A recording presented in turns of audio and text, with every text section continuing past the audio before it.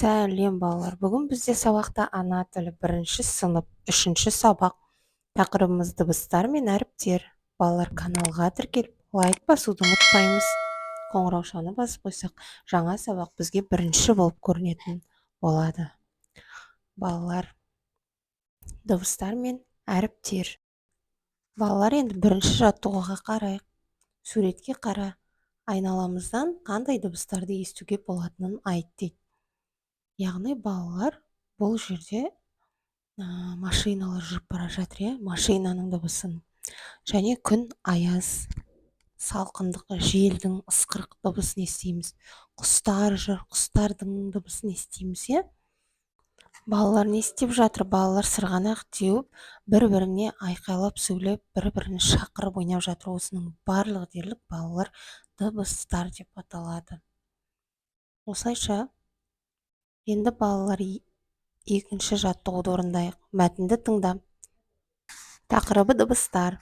Қоршаған ортада түрлі дыбыстар естіледі. Судың сылдырын, құстың сайрағанын, ұшақтың гүрілін естиміз. Ал тіл дыбыстары бұл дыбыстардан өзгеше. Тіл дыбыстары арқылы сөйлейміз, ойымызды жеткіземіз. Тіл дыбыстарының басқа дыбыстардан өзгешелігі неде? Яғни, тіл дыбыстары арқылы жаңа мәтінде айтып өткендей біз сөйлейміз, ойымызды жеткіземіз. Енді екінші тапсырма су, тіл, құс сөздеріндегі дыбыстардың орнын ауыстырып айтып көрейік. Сөз мағынасын түсіндіңіз бе? Суды уыс, тілді літ, құсты сұқ деп. Яғни бұл жерде мағына болмайды, Бұл сөздердің мағынасы жоқ.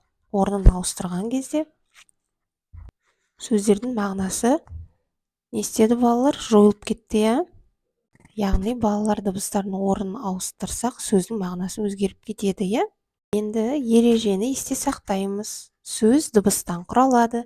Дыбыстарды айтамыз және де естиміз. Дыбыстар жазуда әріппен таңбаланады. Әріптерді көреміз және жазамыз. Үшінші жаттығу, сөздерді көшіріп жаз.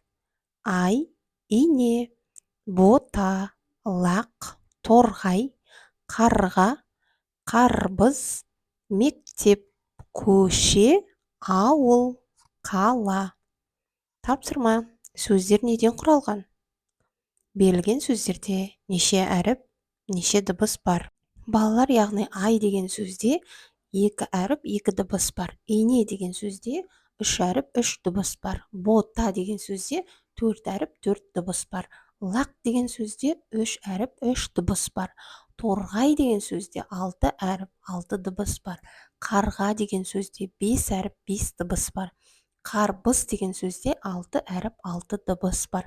Мектеп деген сөзде 6 әріп, 6 дыбыс бар. Көше деген сөзде 4 әріп, 4 дыбыс бар. Ауыл деген сөзде 4 әріп, 4 дыбыс бар. Және қала деген сөзде 4 әріп, 4 дыбыс бар. Балалар, осымен бүгінгі біздің сабағымыз аяқталды. Каналға тіркелуді ұмытпаңыздар. Сау болыңыздар, балалар.